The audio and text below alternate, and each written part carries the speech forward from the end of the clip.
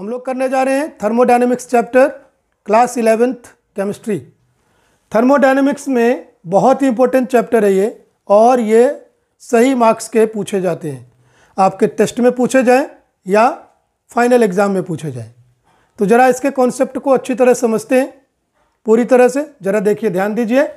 हमारा है थर्मोडायनेमिक्स, हम इसमें क्या क्या पढ़ेंगे पहले वो यहाँ पर कर रहे हैं। हमारा जो टॉपिक है, सबसे पहले इसमें हम करेंगे इंट्रोडक्शन इसका,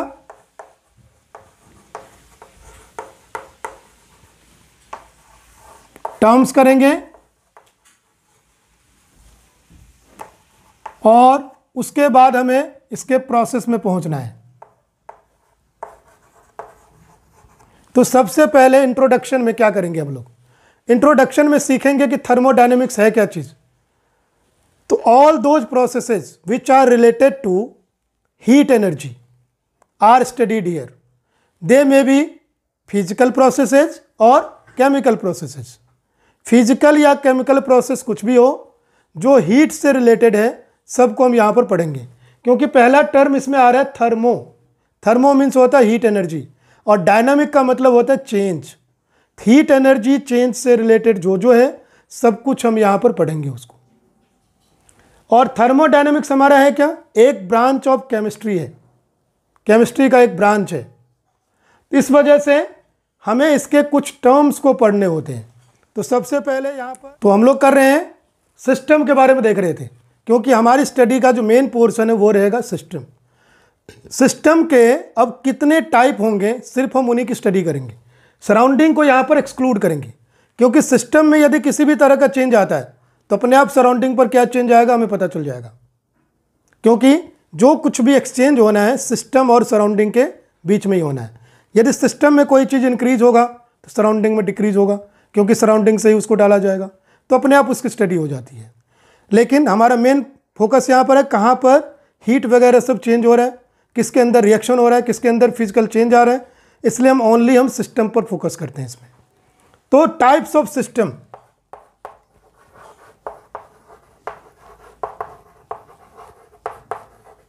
अब टाइप्स ऑफ सिस्टम में क्या क्या आएगा? हम यहाँ पर चेंज को समझने के लिए हम यहाँ पर दो तरह के चेंज को लेंगे। एक तो हमारा अमाउंट ऑफ सब्सटेंस का चेंज, और दूसरा चेंज होगा हीट एनर्जी का, जो कि हमारा यहाँ पर मेन फोकस है। तो यदि हीट एनर्जी का एक्सचेंज हो रहा हो सिस्टम और सराउंडिंग दोनों में, एज वेल एज सब्सटेंस का भी एक्सचेंज हो रहा हो, यानी वॉल्यूम वगैरह में चेंजिंग आ रही हो, तो उसको हम कहते हैं ओपन सिस्टम। दोनों चीज़ें चेंज हो रही है। जैसे हमारा ओपन टेस्ट ट्यूब जिसमें रिएक्शन हो रहा है, तो यहाँ पर क्या है? ओपन सिस्टम हमारा हो गया exchange of substance and heat, both, दोनों को यहां पर दिया जाएगा। जैसे हमारा एग्जांपल हो सकता है ओपन टेस्ट ट्यूब।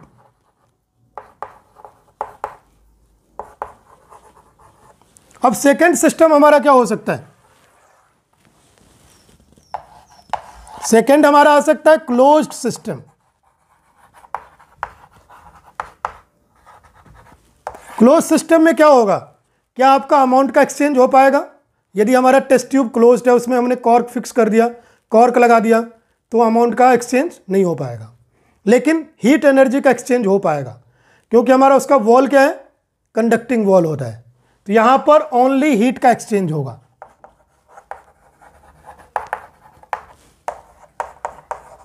ये एक्सचेंज किसके साथ हो रहा है ये भी हमें ध्यान रखना पड़ेगा। एक्सचेंज सराउंडिंग के साथ हो रहा है, तो उसमें हमें कंफ्यूज नहीं होना है। यहां पर जैसे क्या होगा? क्लोज्ड टेस्ट ट्यूब हमारा एग्जांपल हो गया।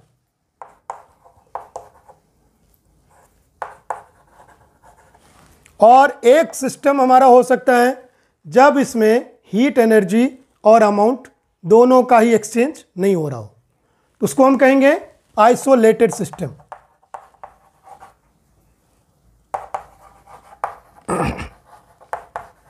बिल्कुल ही आइसोलेट कर दिया, अलग कर दिया गया।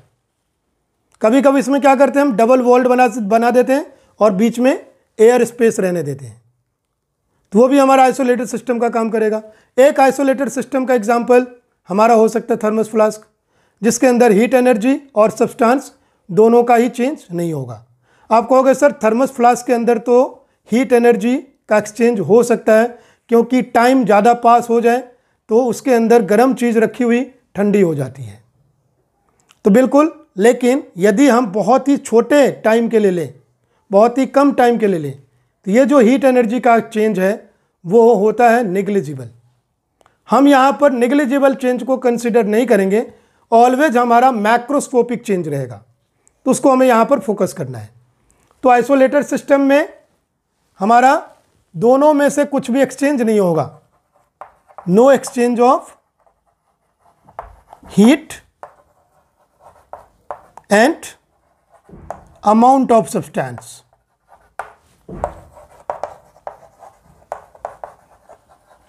हमारा एग्जाम्पल हो सकता है थर्मस फ्लास्क। इसको हम ध्यान में रखेंगे। ये आप लोगों को समझ आ गया होगा। अब हम आगे बढ़ेंगे। तो हम लोग समझ चुके हैं सिस्टम के बारे में। अब सिस्टम के बाद आती है बात इसमें कि कौन कौन से रिएक्शंस होंगे, कौन कौन से प्रोसेसेज होने हैं। तो यहां पर हम प्रोसेसेज को सीख रहे हैं।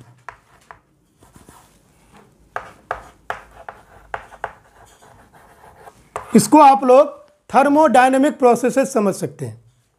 अब रिएक्शन कौन कौन सा होगा, तो सबसे पहले हम देख रहे हैं आइसोथर्मल प्रोसेस। इसमें नेम ही सजेस्ट कर रहा है, आइसो मीन्स होता है इक्वल और थर्मल मतलब फिर से हीट एनर्जी, जैसे थर्मोडायनेमिक्स में टर्म था। तो जब आपका हीट एनर्जी कांस्टेंट हो, इक्वल रहे, और हीट एनर्जी तभी इक्वल रहेगा जब टेम्परेचर कांस्टेंट रहेगा, तो इसको हम लेते हैं, हम लोग टेम्परेचर कांस्टेंट से टर्म लेते हैं। तो यानी ये प्रोसेस ऐसा होगा जो कांस्टेंट टेम्परेचर पर हो। कांस्टेंट टेम्परेचर पर हम जो भी रिएक्शन करवाएंगे सबको आइसोथर्मल प्रोसेस के अंदर स्टडी किया जा सकता है। सेकेंड प्रोसेस आता है हमारा आइसोबारिक। आइसोबारिक प्रोसेस क्या है? बारिक, बार मतलब यहां पर है प्रेशर, और आइसो मतलब इक्वल। यदि आपका प्रेशर कांस्टेंट हो जाए, कोई भी रिएक्शन यदि हम कांस्टेंट प्रेशर पर करवाएंगे वो हमारा हो जाएगा आइसोबारिक प्रोसेस। जनरली हम जो भी लैब में करवाते हैं, हमारा एटमॉस्फेरिक प्रेशर कांस्टेंट है तो वो कहलाएगा आइसोबारिक। तो हम लोग जनरली आइसोबारिक रिएक्शंस करवाते हैं, है ना। थर्ड हमारा है आइसोकोरिक। आइसोकोरिक प्रोसेस क्या होगा? जब हमारा वॉल्यूम कांस्टेंट हो। यदि हम पूरे through out the process substance का वॉल्यूम हम कांस्टेंट रखें, उसको फिक्स रखें, तो वो रिएक्शन कहलाएगा आइसोकोरिक। फोर्थ हमारा होगा एडियाबेटिक। एडियाबेटिक प्रोसेस क्या है? जब हम हीट एनर्जी को चेंज ना होने दें, हीट एनर्जी कांस्टेंट रखें। हीट एनर्जी को कांस्टेंट यानी एक्सचेंज नहीं किया जा सकता है आइसोलेटेड सिस्टम में। तो यह आपका आइसोलेटेड सिस्टम में होगा और यहाँ Q कांस्टेंट होगा। हीट को हम Q से दिखाते हैं, और अकर्ड इन आइसोलेटेड सिस्टम। इसको ध्यान में रखना है। अब इसके बाद हम फिफ्थ प्रोसेस लेते हैं। फिफ्थ प्रोसेस हमारा होगा रिवर्सिबल प्रोसेस।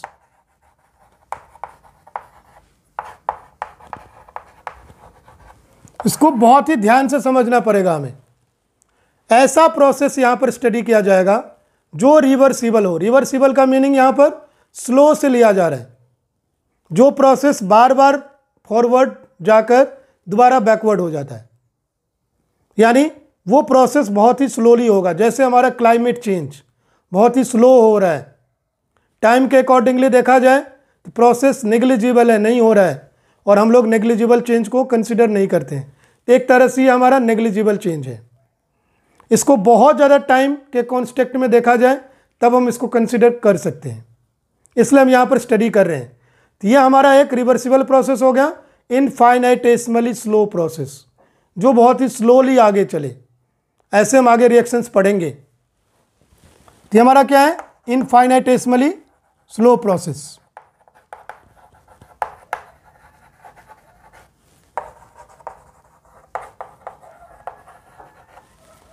अगला प्रोसेस हमारा होगा irreversible.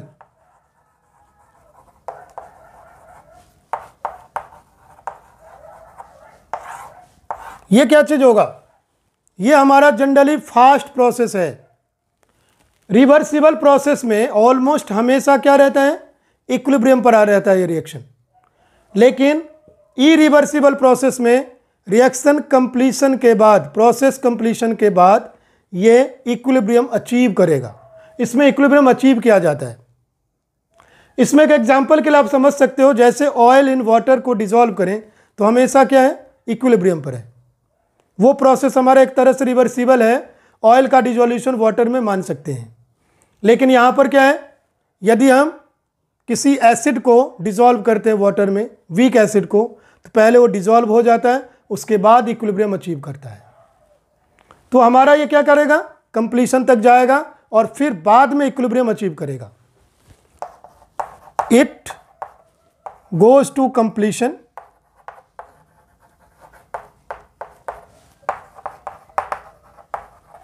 And achieves equilibrium.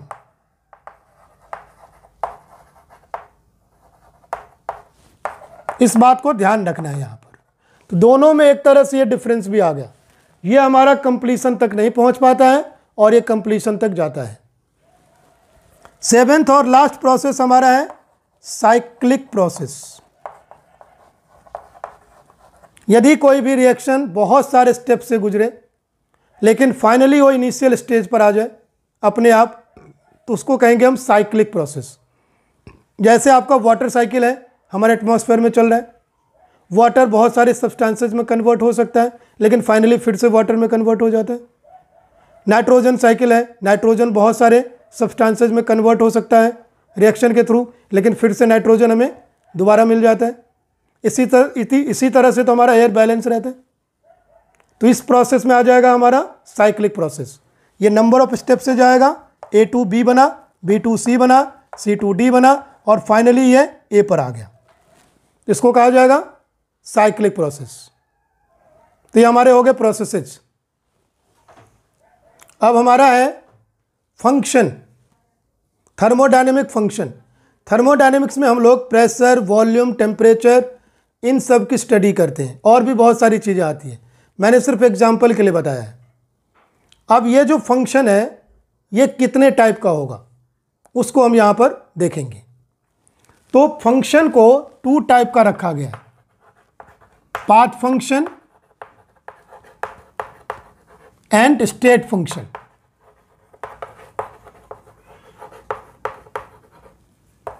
Path function और स्टेट फंक्शन। पाथ फंक्शन क्या चीज़ है, ऐसी थर्मोडायनेमिक के प्रॉपर्टीज, फंक्शन जैसे प्रेशर, वॉल्यूम, कुछ भी जिसके चेंज होने में यदि ये देखा जाए कि चेंजिंग आई कैसे, यानी कौन से रास्ते से चेंजिंग आई, तो उसको लिया जाएगा पाथ फंक्शन में। लेकिन यदि हमें सिर्फ फाइनल और इनिशियल वैल्यू को लेना हो, वो कैसे आया फाइनल वैल्यू, इसको नहीं देखना पड़े, तो उसको कहते हैं हम स्टेट फंक्शन। उसमें ओनली फाइनल और इनिशियल स्टेट को ध्यान में रखना है। तो पाथ फंक्शन हमारा क्या हो गया, जिसमें पाथ की रिक्वायरमेंट होती है, वो फाइनल स्टेट आया कैसे। ये हमारे 2 ही हैं, वर्क एंड हीट। ये दोनों हमारा क्या आता है, पाथ फंक्शन आता है। तो इसमें एग्जाम्पल में आ जाएगा ओनली वर्क एंड हीट। अब स्टेट फंक्शन क्या चीज़ है, तो स्टेट फंक्शन में बाकी सारी चीज़ें आ जाएगी, जिसमें ओनली हम फाइनल और इनिशियल वैल्यू को देखते हैं। जैसे हमारा वॉल्यूम 2 लीटर था, बाद में 3 लीटर हो गया, तो चेंज कितने का आया, 1 लीटर का। फाइनल और इनिशियल वैल्यू को देखेंगे बस। अब कोई 5 लीटर था, 1 लीटर रह गया। प्रेशर 1 atm था, 2 atm हो गया। टेम्परेचर 298 केल्विन था, 300 केल्विन हो गया। ऐसे देखा जाएगा हमारा स्टेट फंक्शन। अब पाथ फंक्शन स्टेट फंक्शन के बाद आता है थर्मोडायनेमिक प्रॉपर्टीज। अब थर्मोडायनेमिक प्रॉपर्टीज दो तरह का लिया गया है, एक हमारा एक्सटेंसिव प्रॉपर्टीज और एक इंटेंसिव प्रॉपर्टीज। एक्सटेंसिव क्या होता है? एक्सटेंसिव प्रॉपर्टीज वो प्रॉपर्टीज है जो सिस्टम के साइज या मास पर डिपेंड करे। जैसे वॉल्यूम साइज और मास पर डिपेंड करेगा, मास खुद मास पर डिपेंड करेगा, अमाउंट ऑफ सब्सटेंस पर डिपेंड करेगा। तो ये सब क्या आ जाते हैं एक्सटेंसिव प्रॉपर्टी में। लेकिन क्या रूम टेम्परेचर चेंज हो जाएगा यदि हमने रूम को कई पार्ट में डिवाइड कर दिया, उसमें पार्टीशन कर दिया? तो नहीं। क्या बॉडी टेम्परेचर चेंज होता है ह्यूमन बीइंग का? कोई छोटा हो, कोई बड़ा हो, कुछ भी हो, कोई मोटा हो? तो नहीं। तो ये सब क्या हो जाएगा?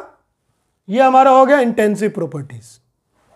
यानी एक्सटेंसिव ये हमारा डिपेंड करता है मास पर,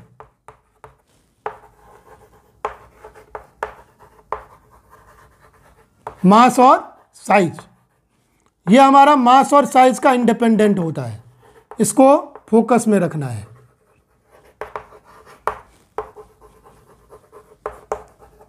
लेकिन यहां पर एक बात ध्यान रखना है, यदि दो एक्सटेंसिव प्रॉपर्टीज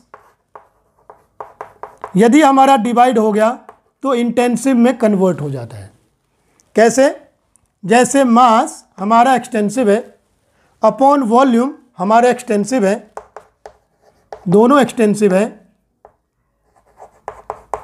लेकिन ये बन जाता है डेंसिटी, ये हम जानते हैं, और डेंसिटी हमारा इंटेंसिव हो जाता है क्योंकि वाटर की डेंसिटी, वाटर को कितने भी अमाउंट में लिया जाए, किसी भी साइज के बर्तन में लिया जाए, उसकी डेंसिटी हमेशा फिक्स रहेगी।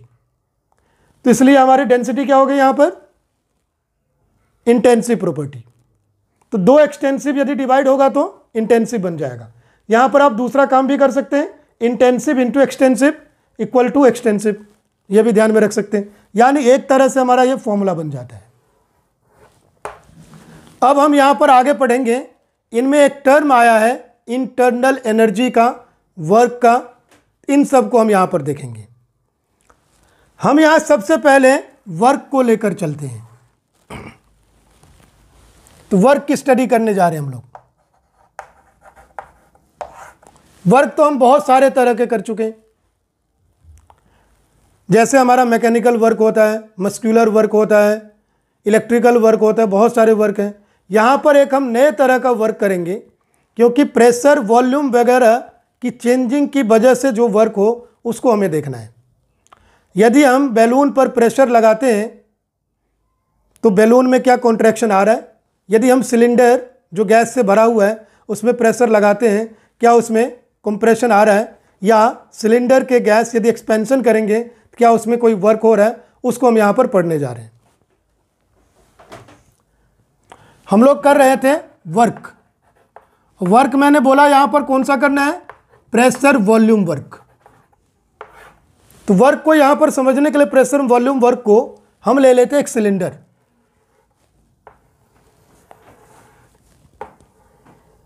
अब इस सिलेंडर में मान लो कोई भी गैस भरा हुआ है और इसमें एक फ्रिक्शनलेस पिस्टन लगा हुआ है।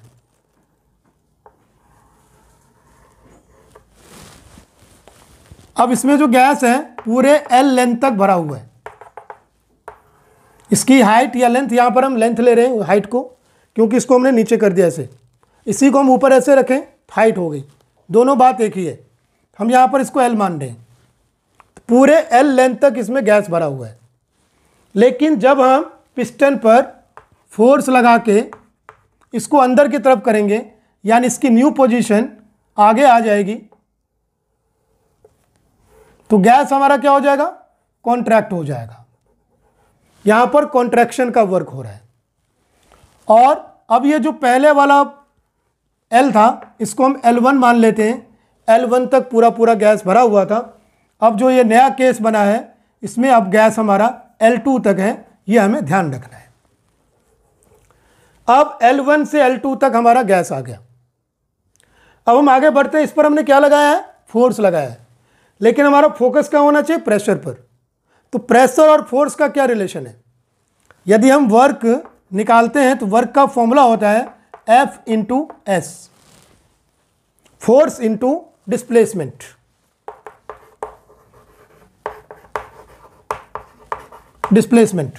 अब हमें यहां पर फोर्स को निकालना है, उसको प्रेशर के टर्म में निकालना है। तो हम लोग जानते हैं pressure equal to force upon area होता है। इसको हम इक्वेशन 1 मान लेते हैं पहले। तो यदि हम यहां पर फोर्स को फाइंड करें तो प्रेशर इंटू एरिया हो जाएगा, और A4 हमने यहां पर एरिया लिया है, इस बात को ध्यान में रखेंगे। अब हमारा यहां पर डिस्प्लेसमेंट लेंथ के केस में हो रहा है L1, जो हमारा इनिशियल लेंथ था। अब गैस कहाँ है, L2 तक प्रेजेंट है, तो L1 और L2 इन दोनों का डिफरेंस फाइनल माइनस इनिशियल लिया जाता है, L2 माइनस L1 लेंगे हम। बट हम जानते हैं L2 is smaller than L1, और कोई भी डिस्प्लेसमेंट जो है यहाँ पर हम नेगेटिव नहीं लेंगे। तो इसको पॉजिटिव बनाने के लिए हम क्या करेंगे, माइनस लगाएंगे, क्योंकि L2 में से L1 को माइनस करें तो नेगेटिव आ जाएगा, because L2 is smaller than L1। तो इसको पॉजिटिव बनाने के लिए हमने क्या किया, यहाँ पर माइनस लगाया। तो अब हमारा डिस्प्लेसमेंट यहाँ पर हो गया है माइनस L2 माइनस L1। अब हम यहाँ पर फर्स्ट इक्वेशन में इन दोनों को पुट करेंगे। फ्रॉम 1 हमें क्या मिलेगा, W इक्वल टू हमें मिल जाता है यहाँ पर F इंटू एस था हमारे पास, तो F की जगह आ गया P इंटू ए, और माइनस को हमने यहाँ ले लिया है into displacement L2 minus L1। अब हम इसको आगे करेंगे, P AL2 माइनस AL1 कर सकते हैं, और हम जानते हैं volume equal to area into length होता है। इसको यदि हम यहाँ पर पुट करें तो minus P V2 minus V1 हो जाता है, और V2 माइनस V1 को हम किससे दिखा सकते हैं, डेल V से दिखा सकते हैं, डेल्टा V से। और प्रेशर इस पर हमने अप्लाई किया है, इसलिए इसको हम एक्सटर्नल प्रेशर कह सकते हैं। तो हमने यहाँ पर एक्सटर्नल प्रेशर को दिखाने के लिए EXT लगा दिया। आप चाहें तो यहाँ पर भी EXT लगा सकते हैं, मैं सिर्फ एंड में लगा रहा हूँ। हमारा ये W का फॉर्मूला हो गया P external into delta V। ये हमारा प्रेशर वॉल्यूम वर्क हो जाता है।